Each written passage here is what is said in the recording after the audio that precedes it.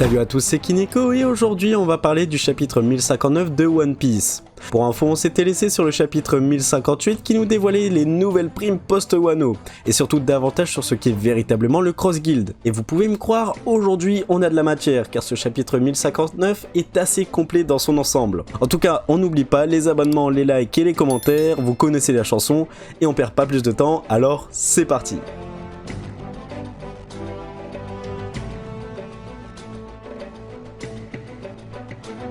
On commence ce chapitre avec une petite partie sur Marco, Wano étant derrière lui aussi, un retour vers l'île où est né Barbe Blanche et l'île que Marco protégeait jusque-là est immédiat. Je dis jusque-là car qui sait ce qui a pu se passer en son absence. Il n'est pas à épargner la possibilité qu'un groupe de pillards ou un ennemi plus gros que son Akabi ait pris possession de l'île du Sphinx en son absence pendant qu'il combattait à Wano. Enfin bref, on ferme la parenthèse et on retourne du côté de Yamato sur un flashback qu'on n'avait encore jamais vu jusque-là. Alors c'est une scène qui a dû se passer durant la fête de fin d'arc juste après que Yamato aille se battre contre Ryokugyu. Elle nous révèle le pourquoi du comment Yamato ne pouvait pas partir. Bon, on pouvait s'en douter et cette discussion avec Luffy et les autres nous montre aussi pourquoi lors du chapitre 1056, Luffy était super compréhensif quant au fait que Yamato ne partirait pas avec les Mugiwara. D'ailleurs, petit plus pour la discussion entre Marco et Luffy qui n'a pas apporté beaucoup de choses au chapitre, mais c'est vrai que jusqu'à présent, et ce depuis Marineford, ils n'avaient jamais encore eu de réelle discussion entre eux, et juste pour ce petit moment, j'ai bien kiffé. Bien, maintenant passons à un autre sujet très intéressant du chapitre, l'assaut de la marine sur Amazon Lily. Pour rappel, après la rêverie, il était annoncé que le statut de grand corsaire allait être supprimé et que tous ses détenteurs allaient être chassés puis emmenés sûrement en prison à Impel Down. Et Boa Hancock, bénéficiant de ce statut de Shichibukai, se fait traquer par la marine plus que préparé à cet assaut. J'en prends pour exemple le nouveau type super puissant de pacifista, Séraphin, semblant être leur atout principal, ayant d'ailleurs comme particularité de ressembler comme deux gouttes d'eau aux anciens grands corsaires, mais j'y reviendrai un petit peu plus tard. Et pour info, Séraphin veut littéralement dire ange supérieur de la hiérarchie céleste, et ce terme est souvent assimilé à la fin d'une chose, ou du moins la fin d'une époque. J'en prends pour exemple l'œuvre Seraph of the End. Et donc c'est comme si les Séraphins avaient été créés exprès pour mettre fin à l'ère de l'alliance pirate marine en détruisant le statut de grand corsaire. Alors qu'on s'attendait à un combat Hancock contre la marine, un navire très familier arrive sur Amazon Lily, le navire de Barbe Noire.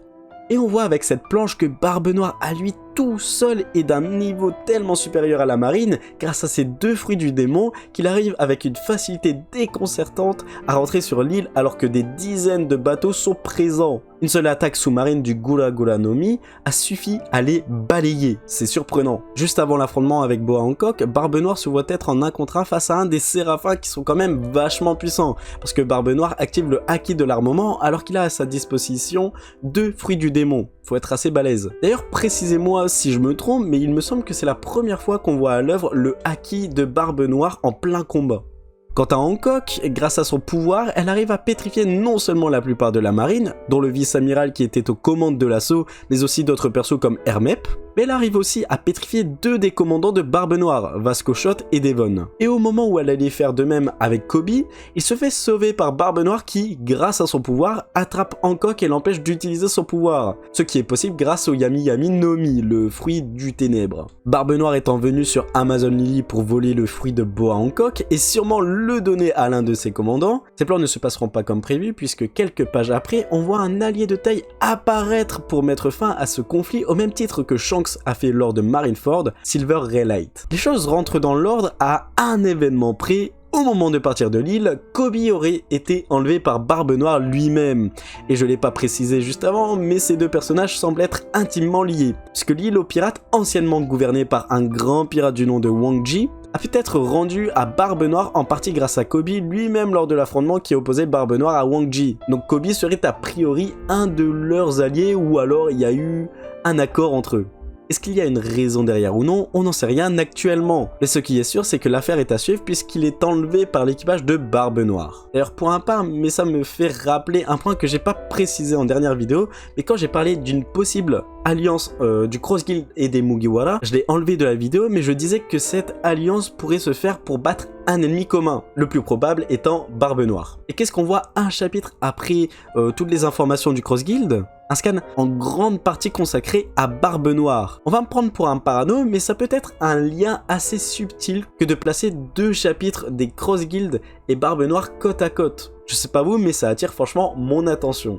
Bref, le chapitre se termine sur une info très intéressante à propos des Séraphins. Il semblerait que ces nouveaux pacifistas soient inspirés des anciens grands corsaires. J'en prends pour exemple le premier Séraphin que l'on voit ressemblant vraiment à Boa Hancock, comme j'ai pu le préciser en début de vidéo. Et je pense d'ailleurs que le deuxième convoi qui combat Barbe Noire soit inspiré de Mihawk, puisqu'il porte une épée et possède des ailes peut-être en rapport avec son surnom Œil de Faucon, des ailes de faucon lui permettant de voler. D'ailleurs, parlons de leurs facultés, tiens. J'ai pour théorie le fait qu'au-delà de leurs apparences, chacun des pacifistas a des capacités uniques liées de près ou de loin au sens. Je m'explique. Quant au pacifista de Mihawk, les ailes dans son dos faisant sûrement référence au faucon lui permettraient de voler.